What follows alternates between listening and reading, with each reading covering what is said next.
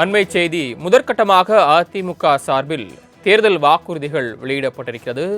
முதற்கட்டமாக 5 வாக்குறுதிகளை வெளியிட்டிருக்கிறார் அக்கட்சியின் பொதுச் செயலாளர் எடப்பாடி பழனிசாமி. கூடுதல் விவரங்களை வழங்குவதற்காக செய்தியாளர் நந்தினி இணைப்பில் காத்திருக்கிறார். நந்தினி, முதற்கட்டமாக 5 அறிவிப்புகள் என்பது அதிமுக சார்பில் அக்கட்சியின் பொதுச் செயலாளர் வெளியிட்டிருக்கிறார். இது எந்த அளவுக்கு அவர்களுக்கு தேர்தல் நேரத்தில் கை கொடுக்கும் என்று எதிர்பார்க்கப்படுகிறது?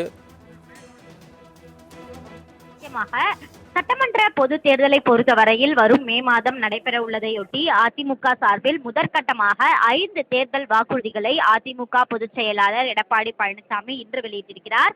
குறிப்பாக மறைந்த முன்னாள் முதலமைச்சர் எம்ஜிஆரின் 109வது பிறந்த நாள் இன்று அனுசரிக்கப்படுவதையொட்டி அதிமுக சார்பில் முதற்கட்டமாக 5 முக்கிய தேர்தல் வாக்குறுதிகள் என்பது வெளியிடப்பட்டிருக்கிறது.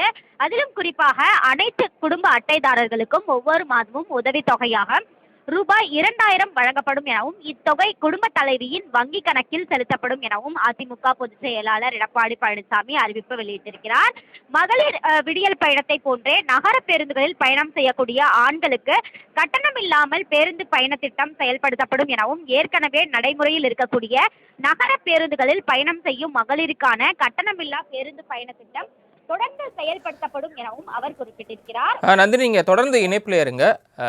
அதிமுக சார்பில் வெளியிடப்படக்கூடிய தேர்தல் அறிக்கை குறித்த கருத்துக்களை நம்முடன் பகிர்ந்து கொள்வதற்காக மூத்த பத்திரிகையாளர் திரு ஐயநாதன் இணைப்பில் வந்திருக்கிறார். வணக்கம் சார். முதற்கட்டமாக அதிமுக சார்பில் தேர்தல் வாக்குறுதிகள் என்பது 5 முக்கிய வாக்குறுதிகள் வெளியிடப்பட்டிருக்கிறது. உங்களுடைய கருத்துக்கள், பார்வை? ஆமா, அதாவது திமுக போன முறை என்னென்னலாம் கொடுத்து மக்கள் மத்தியில் அவங்க செல்வாக்கை பெற்றார்களோ அதையே இரட்டிப்பாக்கி அந்த வாக்குகளை எல்லாம் தன் பக்கம் திருப்புவதற்கான ஒரு முயற்சி இது மக்களிடம் எந்த அளவிற்கு எடுபடும் என்பதை பொறுத்திருந்து தான் பார்க்க வேணும். ஏன்னா அவங்க இதை முதல்ல செஞ்சது திமுக தான், அவங்க தான் நல்லா செஞ்சுட்டு இருக்கிறாங்க அப்படின்ற அடிப்படையில மக்கள் மத்தியில் அவங்களுக்கு ஒரு அந்த கட்சிக்கும் ஸ்டாலினுக்கும் அது ஒரு பெரிய வாக்கு வங்கி அரசியல். அதை இவங்க 2000 ரூபாய் கொடுக்குறேன்னு சொல்றது அதை ஜனங்க, ஏன்னா போன முறையே இந்த சிலிண்டர் கணக்குல 5 சிலிண்டர் வருஷத்துக்கு தருவோம்னு அவர் சொன்னாரு. ஆனா அப்போ மக்கள் ஏற்கல. இந்த முறை 1000 2000 ரூபாய் ஆக்குறேன்றாரு. அதை ஏற்பாங்களா அப்படின்றது தெரியல.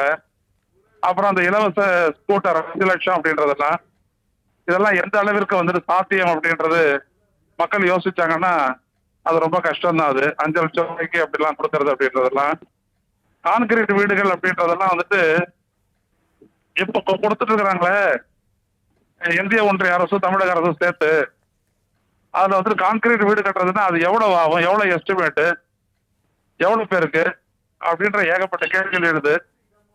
அதனால மக்கள் இந்த வாக்குறுதிகளை நம்புறதை பொறுத்து அண்ணா திராவிட முன்னேற்ற கழகத்துக்கு அது வாக்கு ரீதியாக பயனளிக்கும். மக்கள் நம்பணும், அதான் ரொம்ப முக்கியம். சார், அதே நேரத்தில் அவரே அதிமுக பொதுச் செயலாளர் எடப்பாடி அவரே சொல்றாரு செய்தியாளர் சந்திப்பில், இப்போவே கடன் தொகை தமிழகத்திற்கு அதிகமாக இருக்குது அப்படின்னு சொல்றாரு. அந்த நிலையில் ஒருவேளை மீண்டும் அதிமுக அடுத்த முறை ஆட்சிக்கு வந்துச்சு அப்படின்னா அவங்களுக்கு சாத்தியமா இருக்குமா? ஏற்கனவே கடன் தொகை அதிகமாக இருக்கு இல்லையா?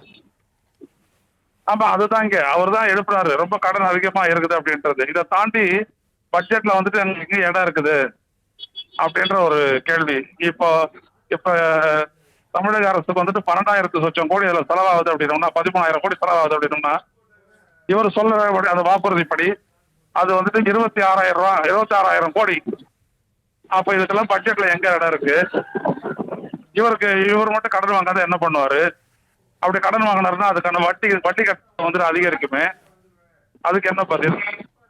அதே மாதிரி கான்கிரீட் வீடுகள் திட்டம், ஸ்கூட்டர் திட்டம், இது எல்லாமே பாத்தீங்கன்னா, அதாவது அதான் நான் சொல்ல வரேன், இதெல்லாம் சாத்தியமற்றது. ஆனா இதெல்லாம் சாத்தியம் அப்படின்ற சொல்லி ஒரு நம்ப வைக்கணும் மக்களை. மக்கள் நம்பினாங்கன்னா தான் அவருக்கு வாக்கு. அது ரொம்ப கஷ்டம் தான் அது. ஆனா இருந்தாலும் இது பொதுவா பொறுத்த மட்டும் இது வரவேற்கக்கூடிய வாக்குறுதிகள் தானா? இல்ல, அப்படி வரவேற்கத்தக்க வாக்குறுதிகள் நாம தான் சொல்லுவேன். ஏன்னா சாதாரண மக்களுக்கு வேலை வாய்ப்பு அப்படின்ற ஒரு இடத்துல பாத்தீங்கன்னா திமுக அரசு இவங்களால குறை சொல்ல முடியாது. அவங்க நிறைய கொடுத்துருக்காங்க. தனிநபர் வருவாய் எடுத்துக்கிட்டீங்கன்னா கூட இந்தியாவில அதிகமான வருவாய் தமிழ்நாட்டில் தான் இருக்குது. தனிநபர் வருவாய் அது ரொம்ப முக்கியம். அதே வறுமை ஒழிப்பு அப்படின்னு நீங்க பாத்தீங்க அப்படின்னாலும் அது ரொம்ப வெற்றிகரமா நடந்துட்டு வருது. அதனால இதெல்லாம் இந்த பலன்களை எல்லாம் அனுபவிக்கிற மக்கள் இவரை அதுக்கு பதிலாக இவரை தேர்ந்தெடுக்கலாமே அப்படின்னு மக்கள் நினைக்கணும். அப்படி மக்கள் நினைக்கிறத பொறுத்து தான் அவருடைய வெற்றி அமையும்.